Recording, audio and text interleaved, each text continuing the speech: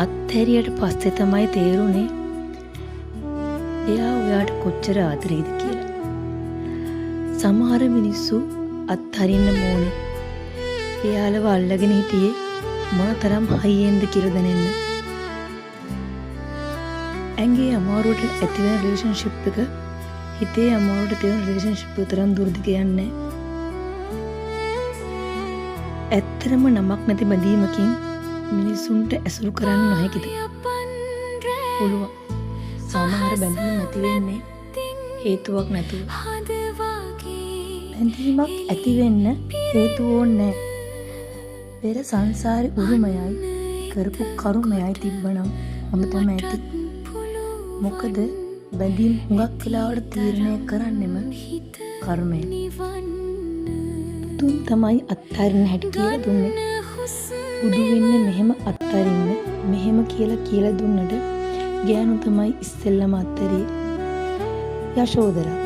ඇය ගැහැණියක්, බිරිඳක්, මවක්. ඉතින් ඇය අත්හැරියේ නැත්තම් සිදුවට නිදහසේ බුදු වෙන්න ලැබෙන්නේ. ගෑනුන්ගේ අත්හැරීම ඒ තරම් ප්‍රබලයි. සමහර මිනිස්සු හමු වෙද්දී ඇත්තටම හිතෙනවා ඇයි මෙච්චර පරක්කු මේ කියලා. නෑ, ඒ හමු වෙන්නේ පරක්කු වෙලා නෙවෙයි. අපි ඉක්මන් වෙලා විතරයි.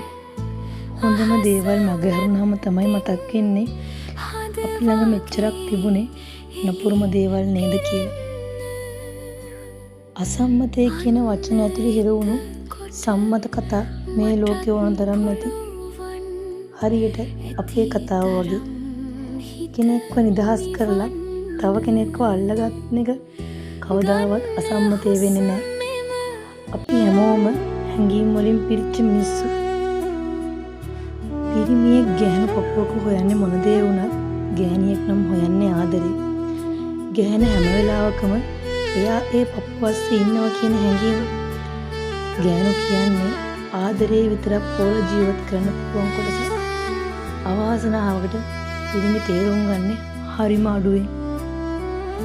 සමහර කතා තියෙනවා අවසන් නොවන තරමටම ලස්සන.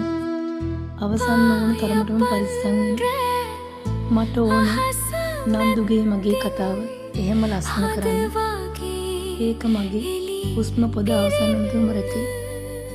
ඉතින් ඒ හින්දා මහෝග කවමදාකවත් නන්දු යාළුවෙන් ලියපු ලියුම කියුවේ නැහැ. ඔයාලට පුළුවන් කැමති නම් එක කියවන්න. මම නම් කියෙව්වා. හරිම ලස්සනයි නන්දුගේ පාපොච්චාරණය. ඉතින් මේ තමයි අසම්මතේ පාපොච්චාරණයක් හෙවත් අසම්මතයෙන් ඇසී ගිය සම්මතයේ කතාව. කොයිම අසම්මත කතාවක වුණත් දෙපැත්තක් තියෙනවා. මේ කතාවේ කවමදාකවත් අසම්මතේ සාධාරණය කළවත් සම්මතේ සාධාරණය කළවත් නැහැ. ඔයාලත් කියවලා බලන්න. දිනු වීරරත්න අක්කගේ අසම්මතේ පාපොච්චාරණය.